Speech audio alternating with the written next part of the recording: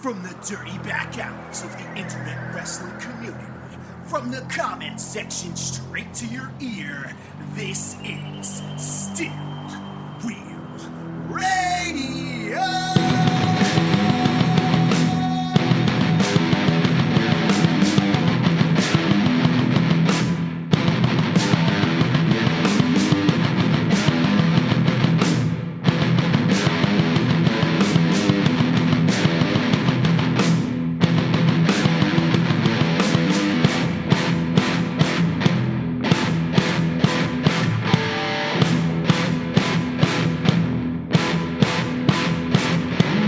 Ladies and gentlemen, hello and welcome back to Still Real Radio. This is the show where you do not have to agree with the things that we say. We probably won't agree with the things that you say, but we can all agree that it is still real to us. Gold dust. I am one of your hosts. My name is Josh Foster. I am Zenka.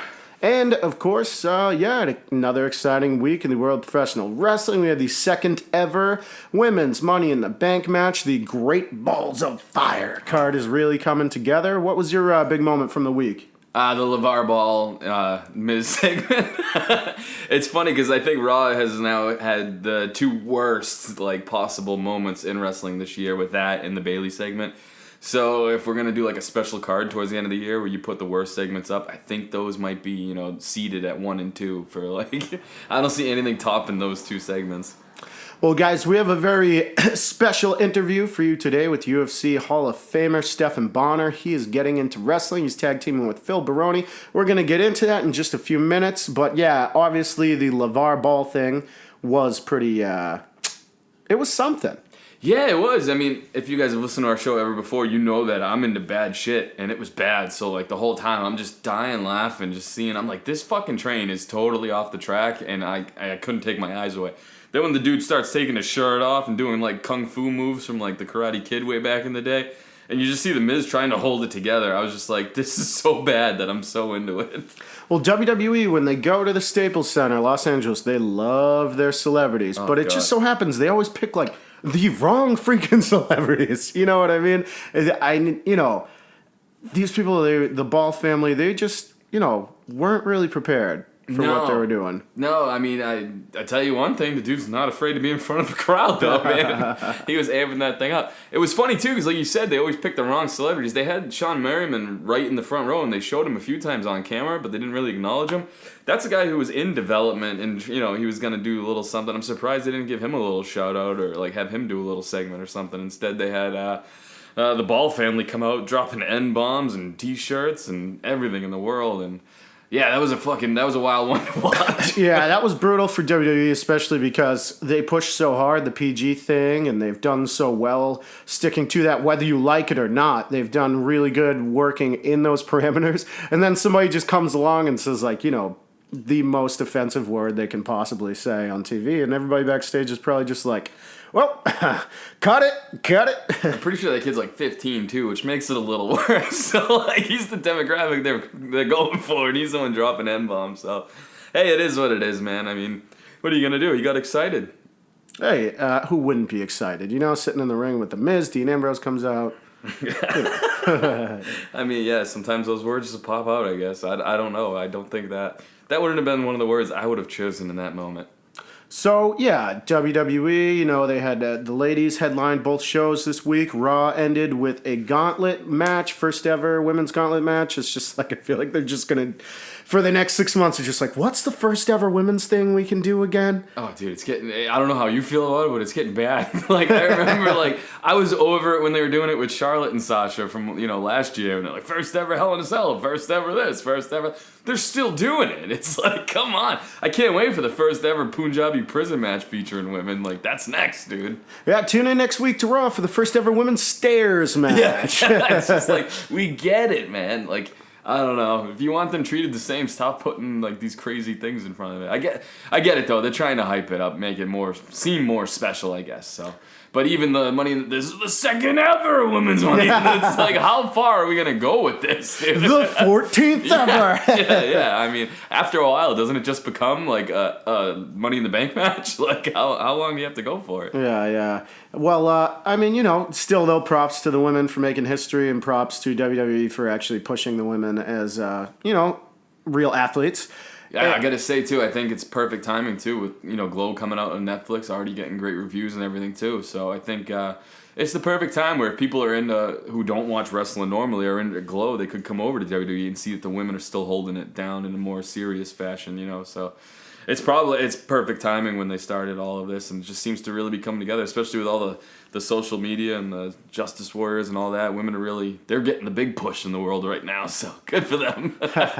Well, I gotta say, so, like we were just saying, the ladies did headline SmackDown this week with the second ever women's Money in the Bank ladder match. I gotta say, man, I really enjoyed the first one. I thought this one was way better for some reason. I don't know, maybe they were a little more comfortable with the setup. Everyone just seemed really comfortable, and it just worked. I thought this one was a lot better, and I thought the first one was good, so I don't know. I know, I agree with you, man. I thought they were both really well done, man. They were great matches, and it's funny because I feel like I keep saying this every time she comes up, but I was, again, surprised by Tamina. I thought she showed real well in that match, too. I think maybe I just don't expect anything from her, so maybe I'm just the dick, but, she always seems to deliver as, plays her role or whatever, so... Because I expect so much out of, Charlotte and Becky and Natalia that she just kind of secretly surprises me every time. I just thought she did pretty well, and I think Carmella winning was the right move. I think everybody called that. I think James Ellsworth coming back out was a fucking fantastic move, so... Yeah, can we do something real quick? When he was getting thrown out of the building in the opening of SmackDown, and he went to jump over the guardrail and just kind of belly flopped on top of it, I was like, this guy is fucking great at his job, man. James is so good. Even that opening promo where it's just like, shut up! You could tell right away James Ellsworth is the kind of guy where it's like, yes, sir, I will do whatever you ask me to do. And he does, and the good thing is he does it well. Yeah, he doesn't sound really well. nervous or anything on the mic either. For someone who hasn't been in WWE that long, if you think about it, he commands the stage. When he has the mic, people listen. Duh. Duh. Yeah. Well, the fact that he's even still with WWE, you know what I mean, is just a testament to how talented James Ellsworth is. I'm gonna give Ellsworth props all day, man. I totally agree with you. And the fact that they let him cut that kind of promo on Daniel Bryan too shows that they have no fear of him being able to hold his own. So. I thought that was great, man. I was just like, holy shit, is James Ellsworth about to get yes-locked? That's all I could think. This guy's living my dream right now. He gets to wrestle AJ. He gets to wrestle Dean. Daniel Bryan's going to come out of retirement and fucking choke him out. I was just like, he's doing it all, man. He is most definitely living the dream.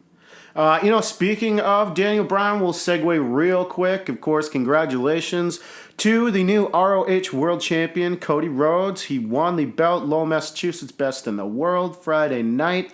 And, it's been a long road for Cody since he left WWE, but he's blazed his own trail. And, of course, Daniel Bryan has joked that he's coming after the title when he comes out of retirement, when his WWE contract expires in September. Retirement. Yeah, WWE's retirement. But of course, Daniel Bryan did say, hey, I'm just living the trolling life. But, obviously the idea of Cody Rhodes and Daniel Bryan facing off for the ROH title in ROH ring sounds pretty damn exciting. Yeah, I think it's fucking awesome. Dude, you want to hear how stupid I am? I mean, I've done a lot of drugs in my day, so maybe that's my excuse, but when he won the title, and I just was looking at his American Nightmare t-shirt again, because I remember when he first came out with that as his, gimmick or whatever, I was like, that's so stupid. I was like, oh... It just clicked at this most recent pay-per-view. I was like, his dad was the American Dream. He's the bad guy. He's the American Nightmare. I was like, how stupid am I that it took me this long to get it? So after I got it, I was like, all right, that's actually a fucking sweet gimmick. Does it make sense then? Yeah, I was way more on board. little behind the ball on that one, I guess, huh? It was funny, though, because he was over in New Japan, I think, when he first debuted it, and I was just like, oh, he's got to get the American thing in there? Why? I don't get it. But, yeah. So I'm a mark, I guess. Well, aren't we all? We all? Well, hey man, this weekend Cody has he's challenging for the IWGP Heavyweight Championship, challenging Kazuchika Okada at the G1 Special, I believe, and if he wins, he could be the first person to hold the ROH and IWGP World Heavyweight Championship at the same time. Yeah, and I don't think he's going to, but it would be dope. But Okada just has great matches with anybody, so this match is going to be top notch again. So I'm really looking forward to this tournament. I mean, this is one of my favorite things that happens, so it should be pretty interesting. And as they move along too in the tournament, I'm pretty sure Okada and Kenny Omega are in the same bracket again, so they are going to end up probably facing off for their third match actually. So I don't know, man. It could get pretty cool. Yeah, definitely. New Japan has some big stuff going on this weekend. And, of course, it's taking place in the United States, Right. which is the big buzz around the whole thing, you know. Jim Ross is doing some commentary, so... How fucking cool is that? Josh Barnett, too, I think, is his partner. So it's going to be dope, man. But they're a good team, too. Yeah, they're a yeah. good team. So, of course, we got Impact Wrestling Slammiversary coming up on Sunday. Jeff Jarrett hyped up the most powerful, influential man in all of Orlando is coming to Slammiversary. It's the mayor. The mayor. Dude. The mayor. You know how like little I fucking realized that I maybe rephrase this. You know how dumb I sounded when I was like, I never got that the American Nightmare was a playoff of the American Dream? I have no idea what's going on in TNA, like, at all. So give me a few months, and I might come back to you and let you know how I feel about what's happening in Impact right now. Okay, well, Impact they put out a press release today. They just acquired Global Force Wrestling, so... Yeah. Yeah, and Bobby Lashley and Alberto are doing champion versus champion match. It's Slammiversary, which Alberto says will be better than Brock Lesnar versus Samoa Joe. Dude, how fucking... I don't know how you feel, but it really aggravated me. The way Jeff Jarrett just amped up Global Force. Really selling it. Really fucking pushing it. And then just eventually it became Impact fucking 5 years later. Well, here's the thing, man. He really sold it to another company.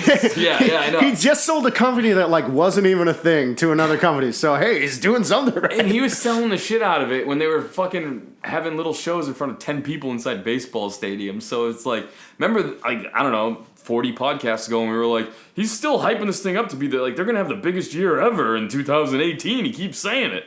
It never happened, man. Like, you got to deliver on some of your promises if you want people to start taking you serious. Well, I mean, we'll see what they do at Slammiversary. It's gonna be the most interactive wrestling federation ever. Like, well, you got Big Papa Pump Scott Steiner teaming up with Josh Matthews to take on Jeremy Borash and Joseph Park. So. You got a match, you got a match right there. Jesus Christ. But listen, let's jump back to the WWE side real quick. It's been should we? You think there's more money in this or in that? I don't know. Well, everybody's been talking for weeks. Punjabi Prison coming back this week on SmackDown Live. Jinder Mahal confirmed. It's coming back, baby. Punjabi Prison. Followed directly after he spit those words out with a package, like a pre-package of the Punjabi Prison. Like, nobody knew what he was going to say at all. I don't know, man. I try to stay kayfabe the whole time. Well, but here's the as thing. soon as he said Punjabi, then they have that whole fucking 5-minute long like package set up. I was like, oh, come on, guys. The people in the production trucks are professionals, so they made a promo package for every gimmick match in history, just in case. Just in case Jinder said, whatever, Triple Cage match. There's something on a pole match. First ever women's something on a pole match featuring Jinder Mahal versus Randy Orton. That's a way to hype it up. That's a way to hype up the match.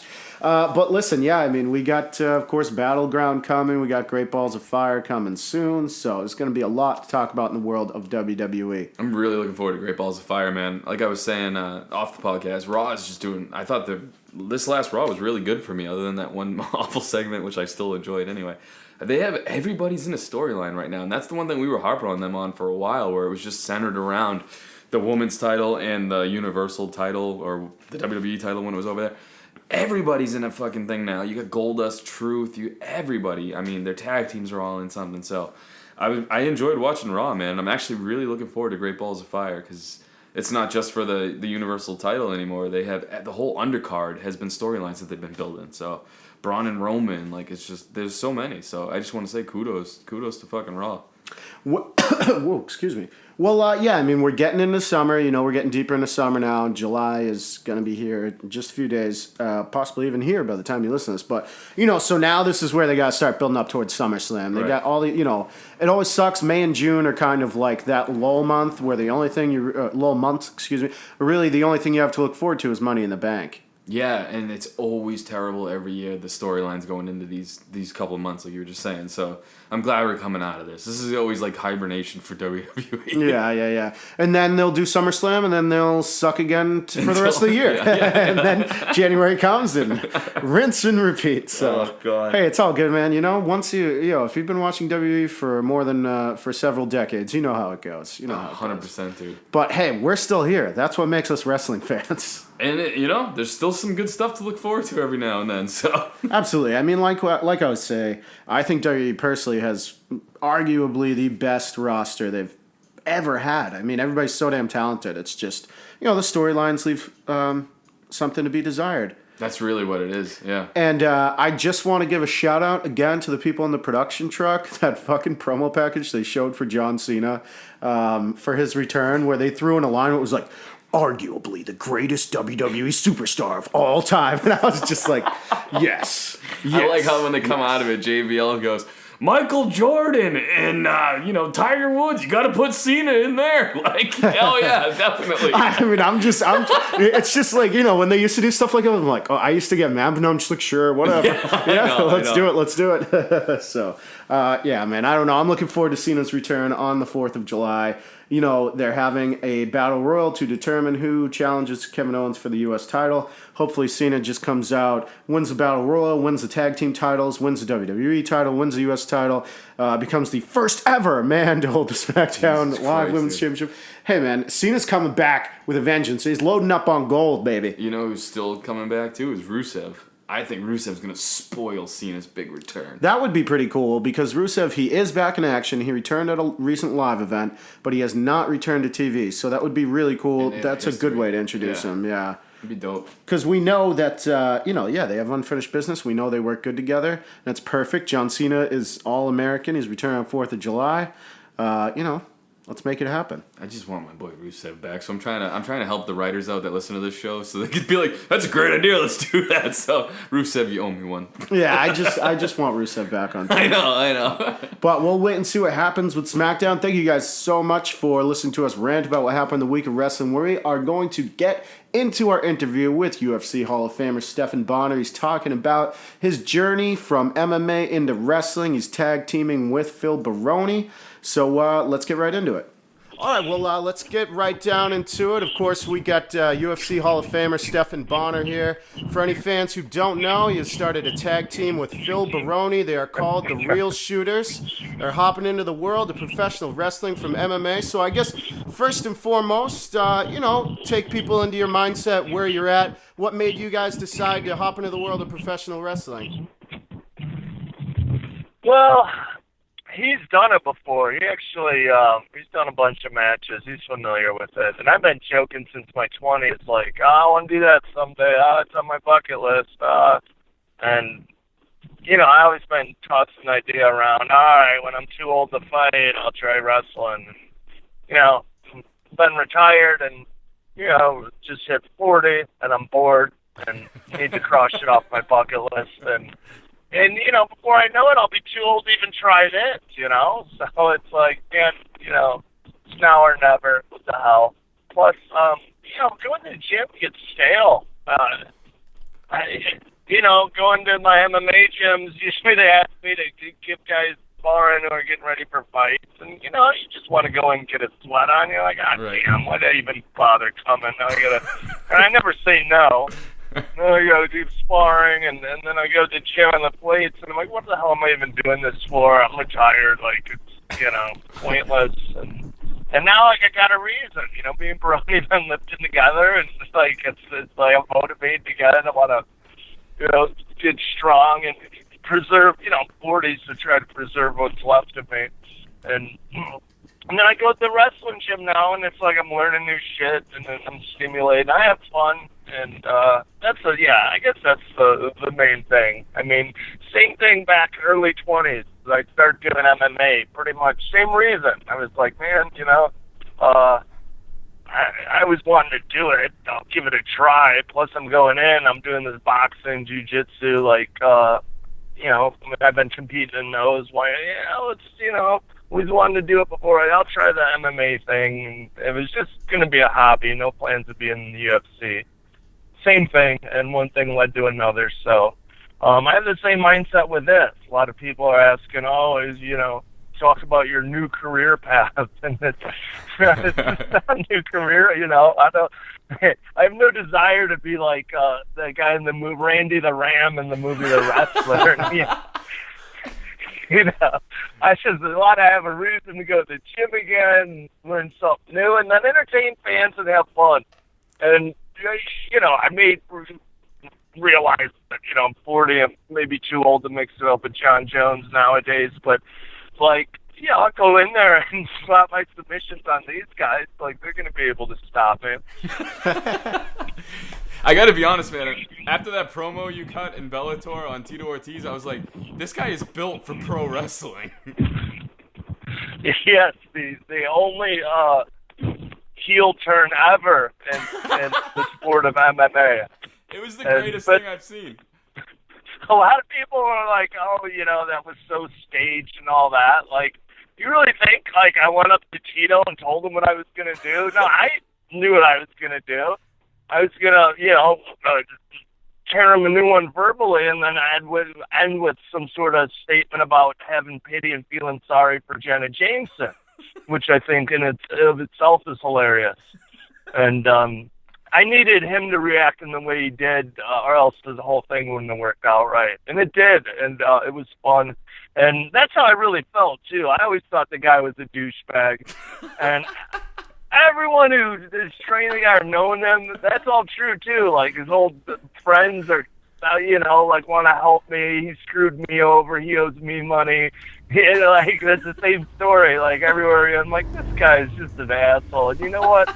Like, this is my chance to let the world know what an asshole he is. And my whole outlook on that fight was, if you're dumb enough to fall for Tito's shit and think he's a good guy and you're his fan, then he could have you. He can have you as a fan. I don't want you.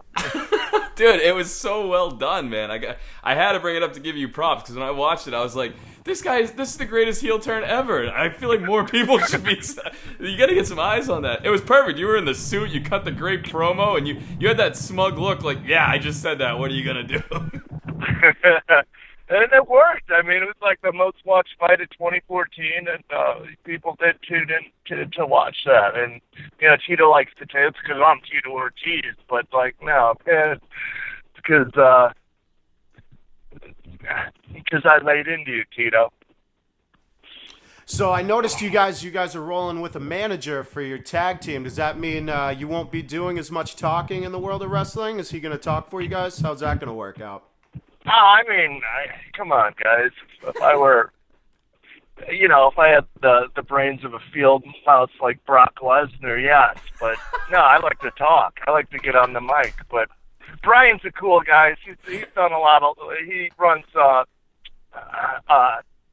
Legends of the Cage, and he's excited about it. He wants to walk out with us and help us. So I like Brian, and yeah, he's going to be managing us. But no, my mouth's still going to be running an awful lot. Good. And that was half the fun of fighting there. A lot of people say, before you fight, visualize how you're going to win, or visualize. No, I always visualize talking to Joe Rogan after the fight. Because if you're talking to Joe Rogan, you did something right in there. And what am I going to say after Joe Rogan? And that's what kind of motivated me. And that was half the fun of fighting, and doing the interviews and cutting promos. And it didn't have to be all like heel turn like with Tito. A lot of it, but I just say funny stuff or things I thought was funny, and it would go over well. So, wrestling. A lot of it. I've been actually going to a wrestling gym and training, and like most of the guys think that's the hardest part, and I'm like, oh my god, that's for me. It's going to be the easiest part. So if that's the hardest part, then I'm going to have some fun with it. Yeah, I got to be honest, too. I was like, when I saw you were doing it, I was just like, yeah, this is the perfect fit. And do you have, any grandeur of going, higher up with because you're a big name, or do you just see yourself having fun on like an indie circuit type deal? Honestly, yeah, I just see myself having fun. And a lot of people assume, your ultimate goal is probably WWE. And like, no, not really. Like, those guys are on the road 300 nights a year. They never see their kids. I saw this documentary about Randy Orton, and he said something like, last year I could count on one hand the number of times I saw my daughter. And I'm like, I don't want that. No way. I don't want to lose my family and never see my kid. And also, they have writers. They have people saying, you got to be this character and you have to say that. And that would drive me nuts, too. I'm just going to be myself. I'm the American Psycho. Phil's the New York badass. And when I get on the mic, I'm going to say what I want. No one's going to tell me what to say. So if that means I don't get to the WWE and don't lose my family and never see my kid, then I'll have to live with that. Dude, my kid just turned 2, so I would be glad to be on the road for 300 days a year right now. Mine's 4. He's finally coming along, getting a personality. So he's fun now. Yeah, but yeah, when they're 1, 2, they're still more like a pet. Yeah, exactly. But so I read that you helped train Batista for one of his first MMA bouts. What was that kind of like?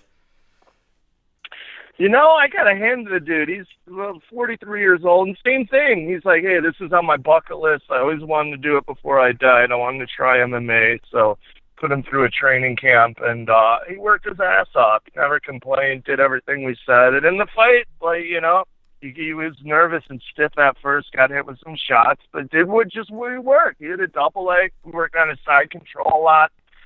Being heavy, and the guy ended up giving up his back, and he sprawled him out and finished him. So, man, he did a great job in there. And he was 43 years old. And, this is exactly how I feel. Like, hey, this is on my bucket list. And, I know I'm going to be too old to do it soon, so why not get out there and do it? But he was cool, and I picked his brain a lot about getting into pro wrestling. He took me to a lot of WWE shows, and I talked to a lot of the guys. So at first that was my goal. That's what I was thinking. But after learning exactly, they want your ass. That's your life. And I thought about it, and then I was like, man, no. And I wasn't even going to do it, but I got invited to a show right next to my hometown in Munster, Indiana, a few months ago, and I did it, and got to go back home, see my friends and family, make a little money, and it was like, oh my God, this is fun. And I was like, yeah, bucket list. Let's go to a wrestling gym and actually train this and learn it. And I've been doing that. And me and Baroni got a tag team match on that same show coming up in July. So Smash Mouth Pro Wrestling, July 16th. Going to do a tag match. And so I went and trained and had some fun. I was excited to learn something. And it's I'm not saying it's easy, but it's not as it's hard. You got to take bumps. You got to learn how to fall, and it can hurt here and there. But it's not like nearly as grueling as MMA training, where get the bucket. We're sparring and shark bait, fresh guys coming in every minute, and I'm pushing myself to the point of throwing up. I don't have to go through that anymore, and that's nice. On that note, who are you guys training with? Is it anybody wrestling fans might be familiar with? Let's see. Some of the coaches there at FSW here in Vegas are Disco Inferno. He was at WCW WCW a long time, and Kenny King with TNA. Him and King Mo are buddies, and those are some of the coaches there. Nice, man. You guys are in good hands then, huh? Yeah, actually, yeah, and it's cool. Like I have to do too much. I'm not going to go in there and try to do all these pro wrestling moves. I just got to learn how to take bumps. But really, my offense is going to be flashy kick, like spin kicks, mad kicks, knees, and submissions.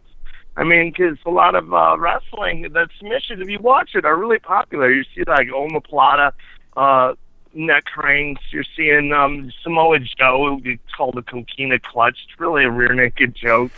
So, yeah, I'll go in there and work my submission. And they have rope escapes. So, you get a submission on a guy, and they grab the ropes, you let it go. And, so my offense, I won't have to change too much. And I don't think people are going to want to see me, like, doing pro wrestling moves anyway.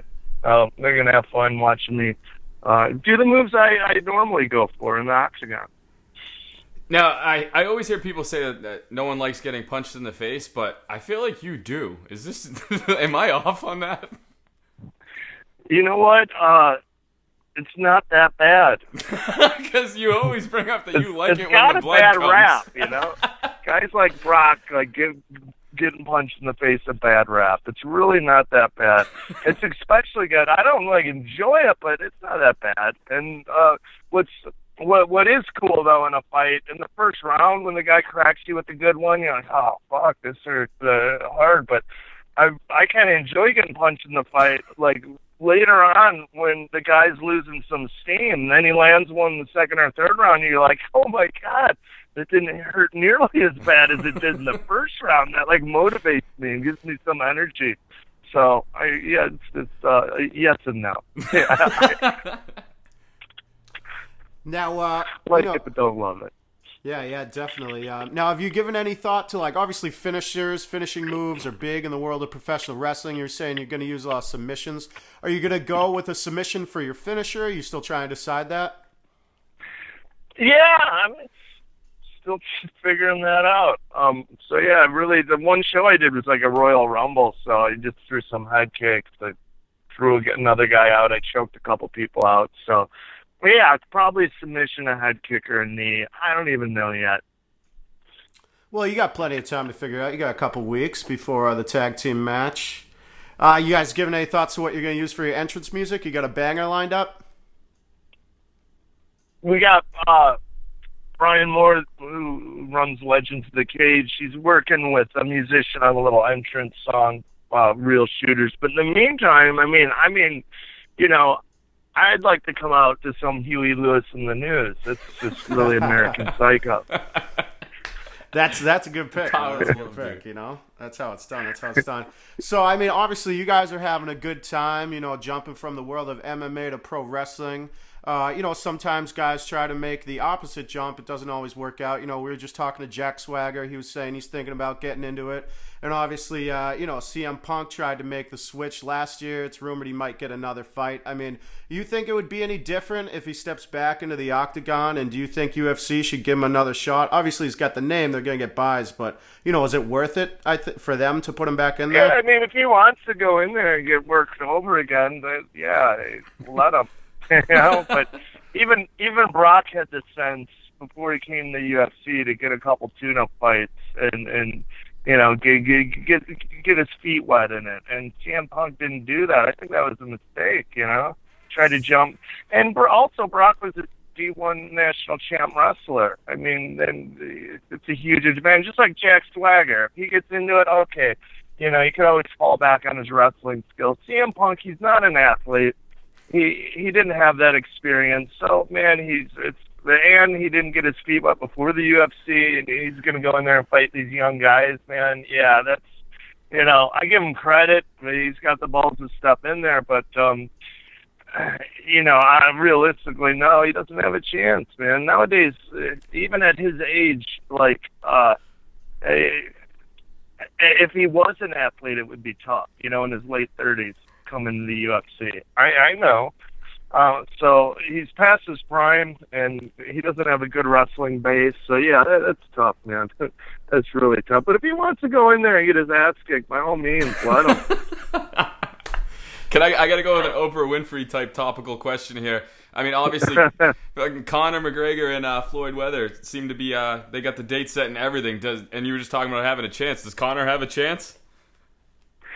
You know, he's got a puncher's chance. If you don't think so, go watch Floyd versus Shane Mosley. Mosley almost had him out in the second round, but Mosley was in his 40s then and past his prime and didn't have the gas tank to finish him away. He had him hurt bad. Floyd was holding on for dear life, and after that second round, Mosley had slowed down and was noticeably fatigued. So it's just harder to get in that type of condition up in your 40s. And now Floyd's the guy. He's I believe 40 years old now. He's up there, yeah. So, hey, all of us, I don't care who you are, get old. And when you lose a step, like, you never know what he hasn't been in there in 2 years.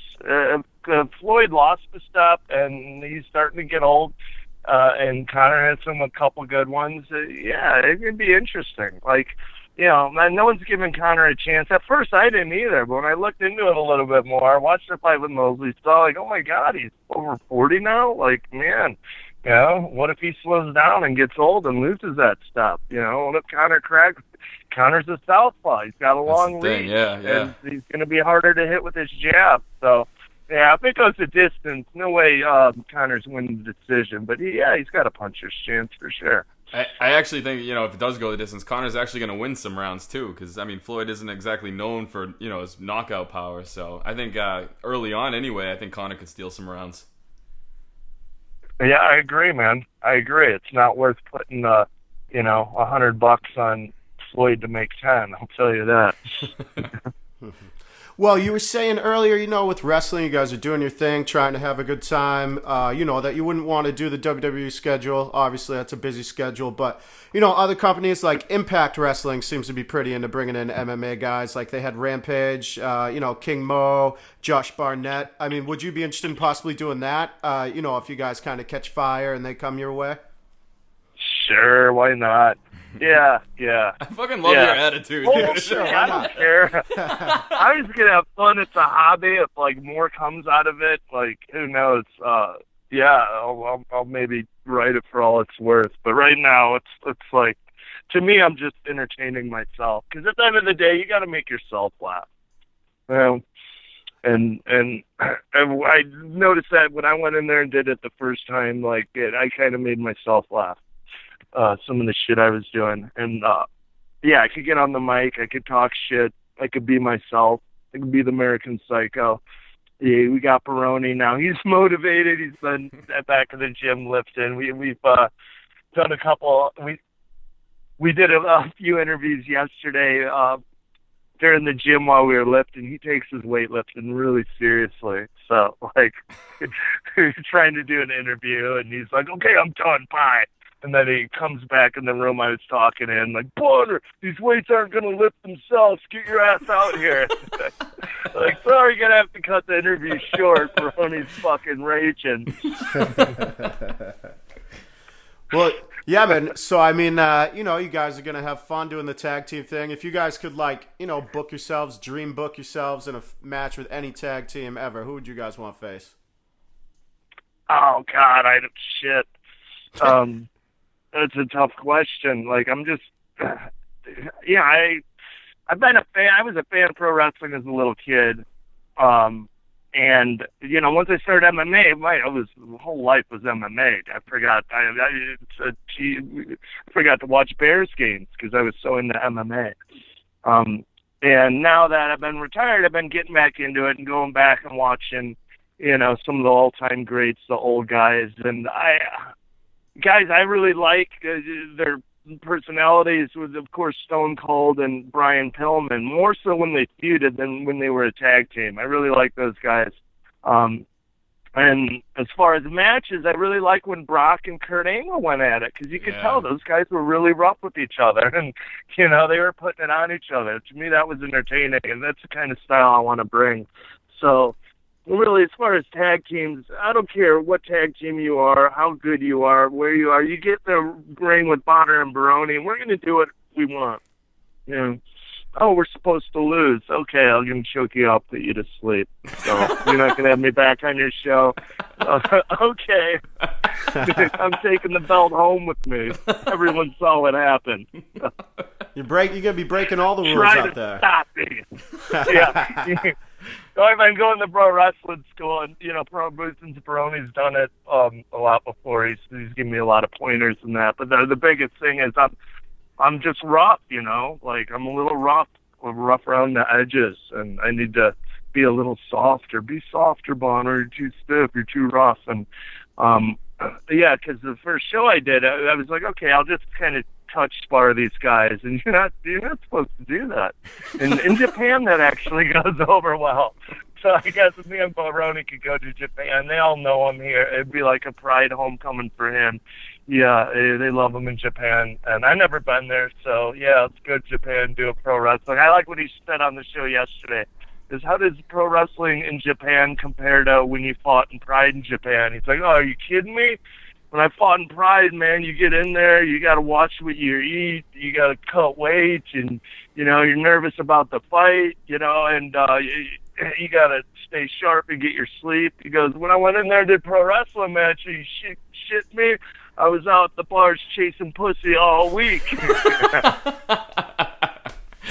That's so funny, dude. That's the big difference. Yeah. That's funny though too, because one of my questions was going to be, was it an easy transition to, you know, pull punches back a little bit for you? But you answered that, I think, pretty well. I'm learning. I'm learning. I'm getting better.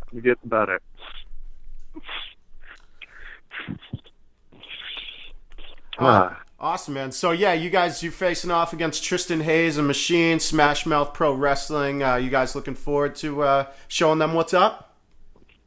Yeah, I mean, those guys are going to get worked over. They've been running their mouths, and, you know, I think it's a big joke, but they're going to be sore the next day. I'll tell you that. Yeah. I don't want to say too much. They'll probably, try to file assault charges on me, but, you know, I won't leave any marks. I'll try not to. Hey, man, we just want to say thanks again. You've been a great guest and everything. Do you want to plug your stuff, Twitter, Instagram, all that fun jazz? Everything, Twitter, Facebook, Instagram, just my name, Stephan Bonnar, with an A-N and an A-R. And, the real shooters, American Psycho and the New York Badass, coming to a city near you to fuck some people up. So be ready. There's your T-shirt right there, brother. Awesome. Yeah. All right, guys, thanks for having me. Yeah, thanks so much, man. This is going up next Wednesday. I'll tag you on Twitter when it goes All right, up. yeah. Tag me and I'll repost it and share, but appreciate you guys having me on. You guys are fun. Thank you. No, thank you. We appreciate you taking the time, man. Best of luck. All right, thanks, guys. Thanks a lot. All right, everyone. Thank you so much for listening to the show, and a special thanks to Stephan Bonnar. If you like what you hear, please subscribe to the show on iTunes and leave a review if you want to. You can follow us on Twitter at StillRealToUs with a 2 instead of a T-O. And on Instagram at StillRealToUs, T-O-U-S. And we will be back next week to talk about Great Balls of Fire predictions. And boom. Until then, stand by for the next pay-per-view, WWE Despacito, since they're just fucking grabbing hit song names for pay-per-views now. But just remember, this is a show where you don't have to agree with the things that we say. We probably will not agree with the things that you say, but we can all agree that it is still real to us. I'm just an advocate.